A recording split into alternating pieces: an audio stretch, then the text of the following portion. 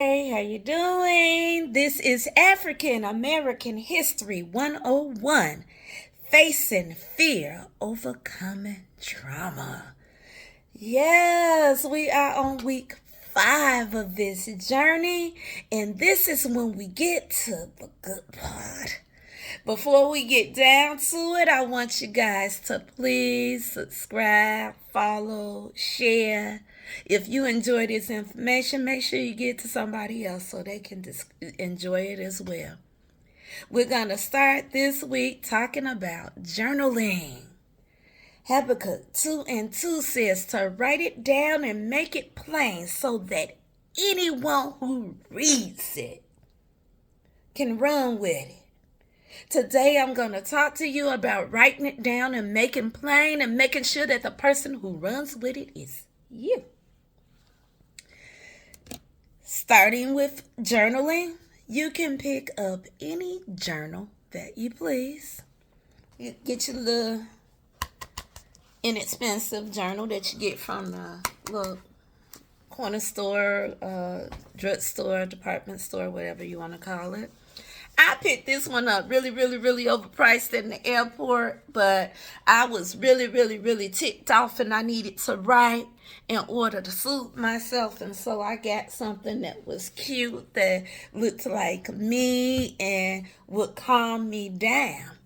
I also have an e-journal that I just finished working on, and I'm going to put up for sale for those who would like to use it. But you get anything that you want to use as long as you're able to get your thoughts out.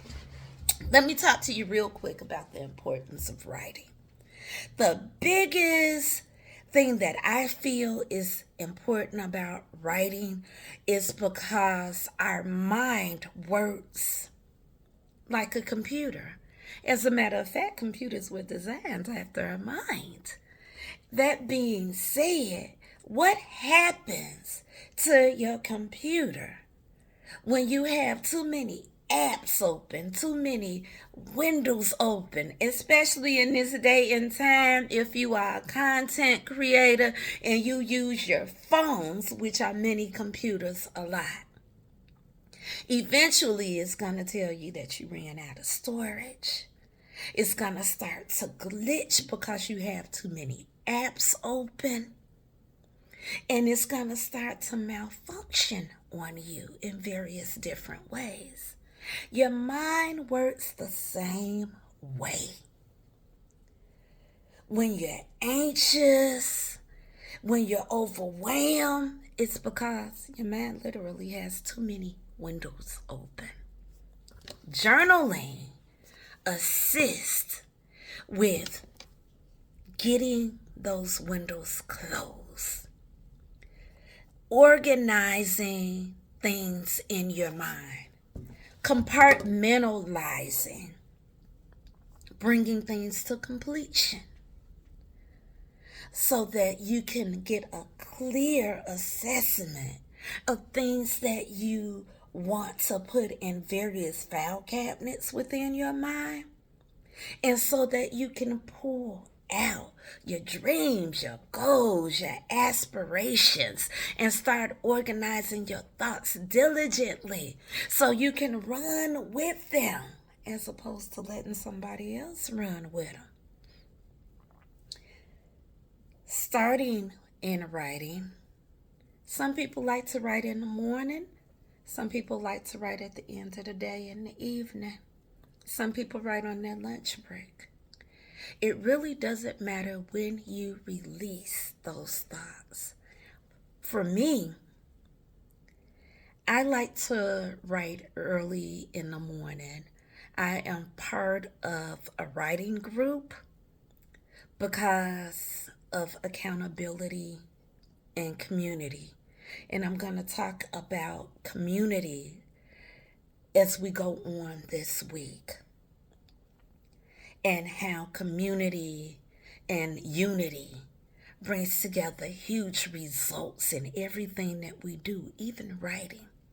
I get up 6:30 every morning and I write.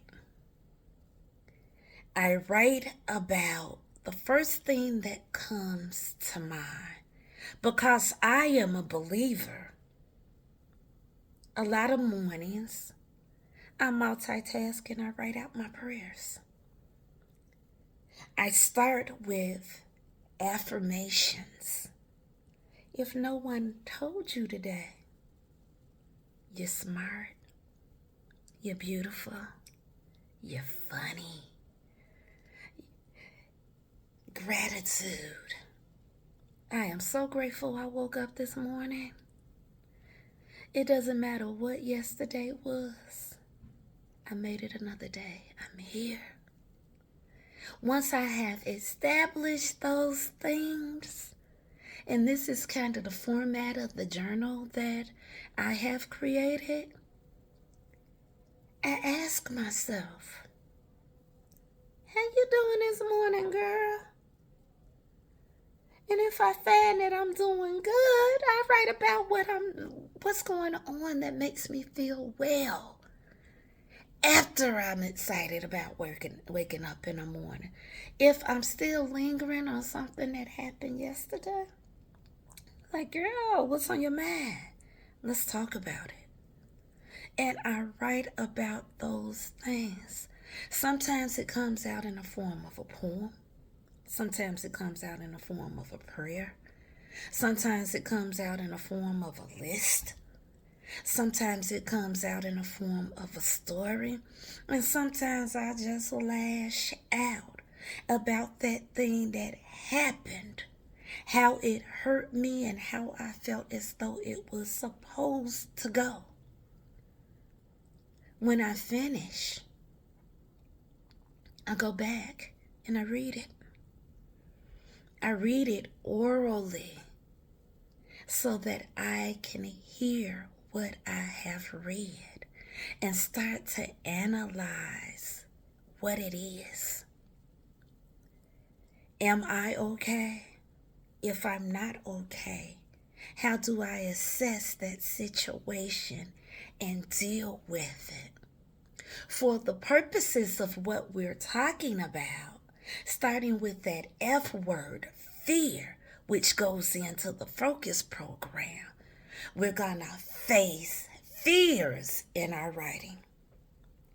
And we're going to wake up in the morning and we're going to talk about the things that we're afraid of so that we can start to release them.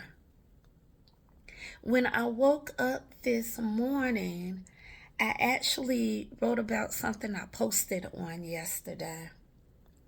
Just being an introvert, and I think it was more so an introvert by choice, because those who know me know that I can talk when I'm comfortable. There are some situations that I don't feel like talking in because I don't feel comfortable. And one of them is, ironically, in marketing. A lot of the things that I do, I don't feel comfortable talking about myself. It used to be, I'm going to say, because I don't want to feel like I'm boasting, I'm bragging, or I'm getting on people's nerves when I know them. If I don't know you from a fly on a wall, I can talk to you about anything. But when I know you, that's another story. That discomfort used to kick in. And so I started writing about it, analyzing where that discomfort comes from. And I told y'all I can't talk about nobody else, but I can talk about me. I'm going to tell you all, and I'm going to allow myself to be vulnerable so that you can get a true understanding of the assignment and what it is that is suggested that you do, and I find it a necessity for myself in order so that you can move forward. That thing for me is having a visual impairment, and when I was growing up, I was uncomfortable with having a visual impairment, and I had difficulty addressing the people around me because I felt ashamed or embarrassed about the way that I was born.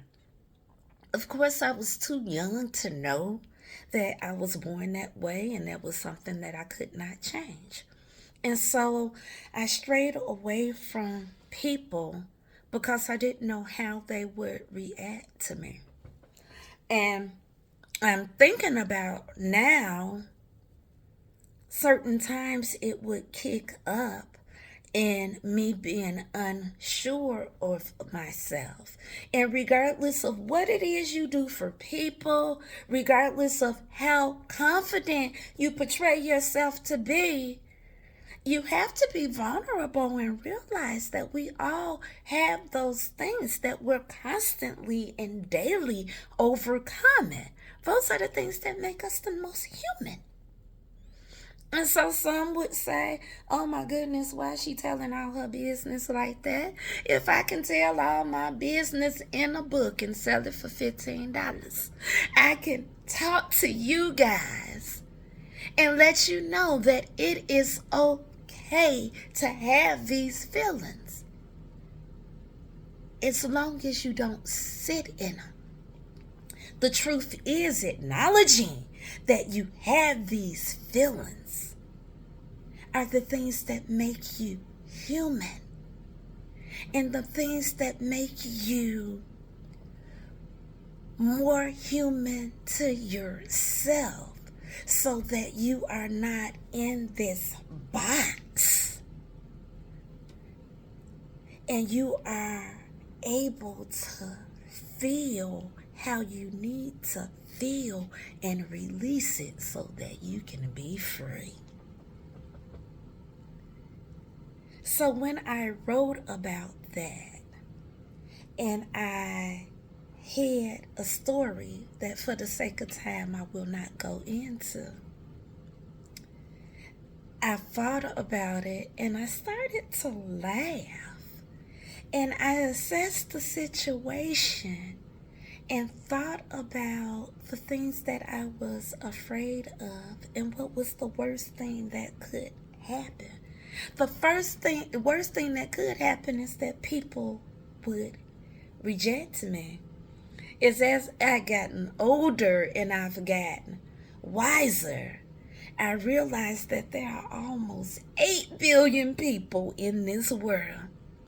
And I pride myself in being an acquired taste, meaning that everything is not for everybody, and I am not for everybody. And if someone does not like me, I don't get offended anymore. I move on and put myself in a room where people are not faking. They appreciate and value me for who they believe that I am to them in their life. And because of the value that I now have in my life, because I've taken the time to write it down and make it plain, so that anybody who read it could run with it. I have self-love, and I've changed my perception on how I feel about that discomfort. My solution to the problem is I push myself out there and I talk about things that I need to talk about, even when it's uncomfortable, and even when it's around people who know me, so that I can work on being that better person, understanding that my destiny helper may not even know that they need to help unless I open my mouth and talk about a project that I'm working on.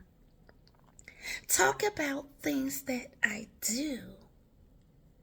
Talk about things that I need assistance with. Closed mouths don't get fed. And the only way to get the help that we need is to be willing to put ourselves out there. What is it that you need to confront in fear? Throughout this week, I want you to write about whatever it is that you need to face and say, fear, you don't live here anymore. I'm not saying that you're not going to come visit. Because the truth is, those things creep up on us. But you can't get to live here. You don't get to sit down, pull a seat up at the table. I have learned that I can sit aside of you and I can still prosper. And I'm not even going to allow you to sit down. I'm going to move into that person who I know that I am. So that when I see you coming and you sit,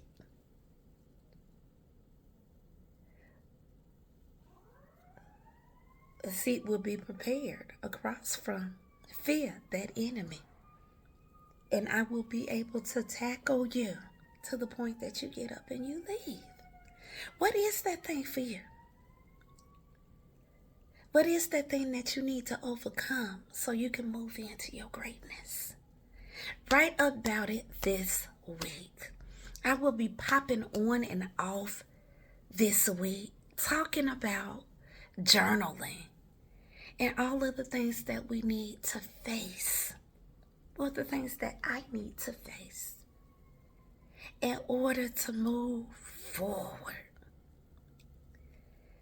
Thanks for listening to me. Again, please subscribe, join, like, share, comment. Let me know you're doing your homework. If you need further assistance, inbox me. I'll be more than happy to help you. And y'all have a good week. I love you. Peace.